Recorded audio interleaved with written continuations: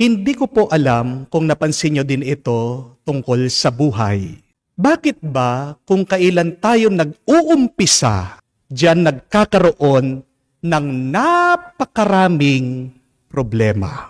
Kung kailan ka magre-review para sa board exam, doon ka naman magkakaroon ng problema sa iyong pamilya. Kung kailan mag-uumpisa ka ng negosyo o business, diyan naman darating ang sakit sa iyong minamahal, kakailanganin niyang pera na gagamitin mo sana sa iyong puhunan. Kung kailan kaalis-alis mo pa lang, kararating mo sa abroad, doon bigla merong magme-message sa iyo, tatawag sa iyo, na namatayan ka pala, na kailangan mo ulit na umuwi. Kung kailan nag-e-exercise ka na para magpakapayat, doon ka naman maaksidente at mapipilay. Kung kailan ikakasal ka na, doon pa magbaback out yung bridesmaid mo. Kung kailan kasal nyo na, doon magkakaroon ng gusot, hindi pagkakaintindihan ang inyong mga pamilya. Naranasan ko din po yan. Nung papasok ako sa seminaryo at mag-aaral po ako para sa pagkapari, doon po nawala ng trabaho ang aking ama. At sinabihan nila ako noon na baka kailangan ko munang huminto sa pag-aaral dahil wala po kaming pera para mapatapos ako sa pagkapari. Isa pong masakit na katotohanan yan, hindi po ba? Na walang perpektong pag-uumpisa.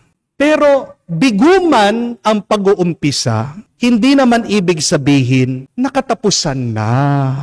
A bad start is not the end. An imperfect start is not a life sentence. Kahit naman po sa kasaysayan ng ating pananampalataya, ang kwento ng Diyos at ng tao, nangyari din yan. Ginawa ng Diyos ang mundo na mabuti at perpekto, pero nasira ito dahil pinasukan ng masama. Balikan niyo man po ang banal na kasulatan, ang Biblia, umpisa pa lang po ng kwento ng Diyos at ng tao nung nilikha ng Panginoon. Ang lahat, agad-agad nagkaroon na ng problema. Hindi po ba? Ang pagiging pasaway ni Adan at ni Eva, sumunod dyan ang pagpatay ni Cain sa kanyang kapatid na si Abel.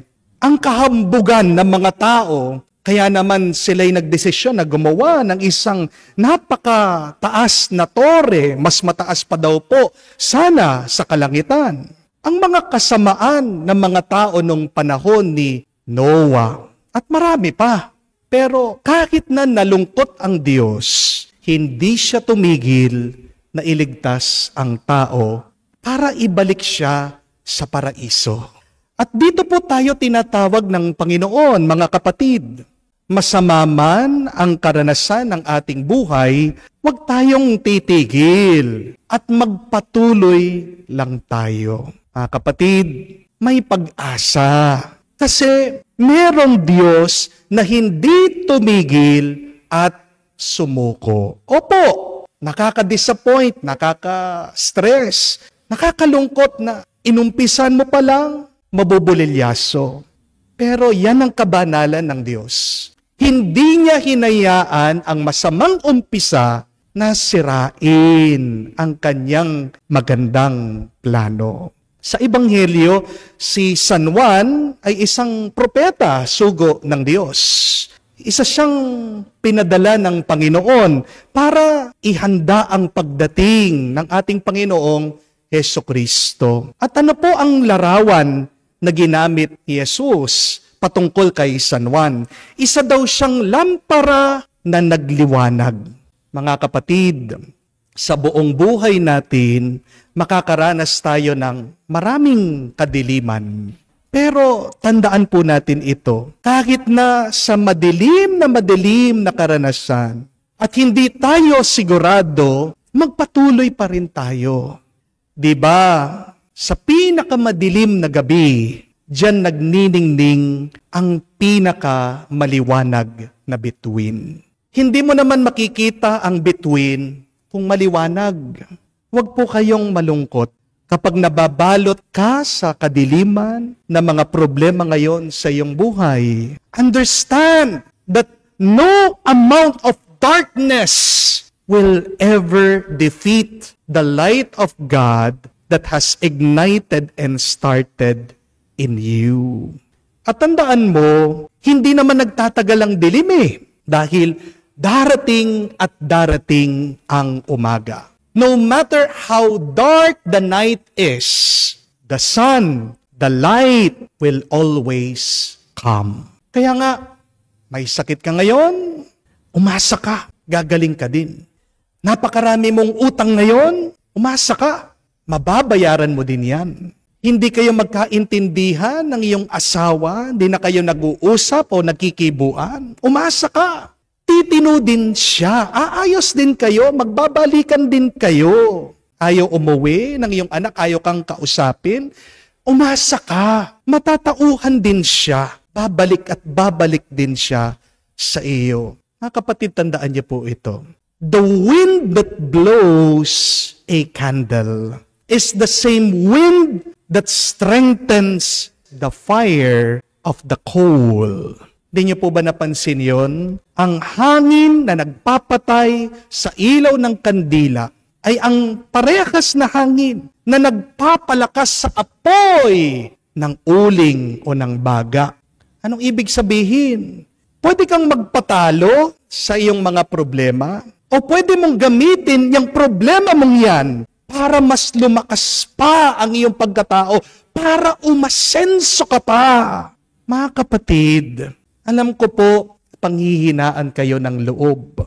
Kapag ginagawa naman natin yung ating makakaya, pero parang walang bunga, palaging merong aberya. Kapag nangyayari na ang mga bagay na ito na hindi natin ninanais, sana huwag kang maghinayang na mag-umpisa muli. When you fall, you stand up again. When you make a mistake, learn. When you fail, try again. Huwag kang mag-alala kung man merong mga nasira sa iyong mga plano. Kasi ang pinakamahalaga, hindi yung plano mo, kung hindi ang plano ng Panginoon para sa iyo. Amen? Baka hinayaan talaga ng Diyos na masira ang plano mo para dalhin ka niya dun sa mas maganda niyang plano para sa iyo.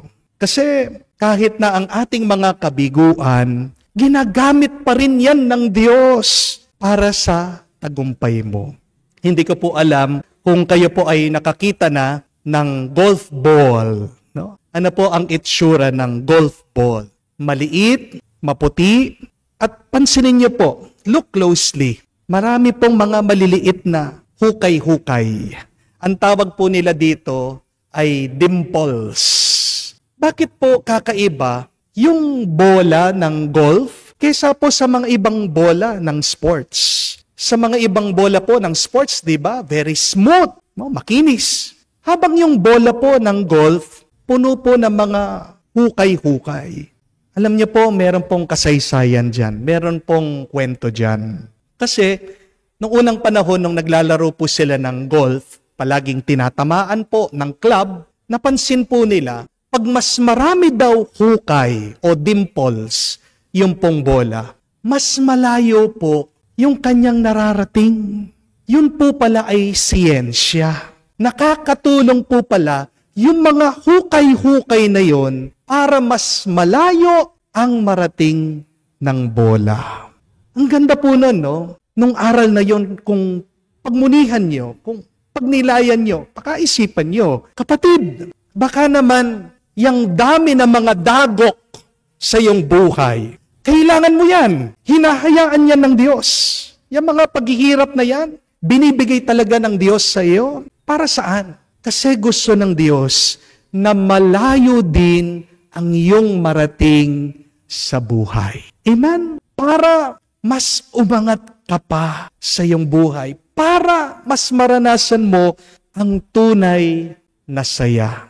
Sa unang araw po ng simbang gabi, tandaan po natin, walang perpektong umpisa. Alam ko po, malapit na magpasko, ang dami sa atin, may problema pa. Pero hayaan mo lang. Huwag kang susuko. Tanggapin mo lang ang mga dagok na yan na binibigay sa'yo ng buhay. Para din sa'yo yan kasi gusto ng Diyos na malayo ang iyong marating sa iyong paglalakbay dito sa mundo. Kung nababalot ka man sa kadiliman, ipakita mo ang liwanag na tinanim ng Diyos sa iyo. Hindi ka ginawa ng Diyos. Parang isang maliit na kandila. Ikaw ay isang uling na nagbabaga na. Gamitin mo yung hangin ng mga problema para lumakas pa ang iyong apoy. Para maging mas maliwanag ka, yan ang maging lakas mo. Mga kapatid, may pag-asa. Kasi pwede kang mag-umpisa muli sa tulong ng Diyos. At magdasal po tayo. Naway maramdaman natin, naway sumunod tayo sa kanyang paggabay hanggang marating natin ang magandang plano niya para sa atin. Amen.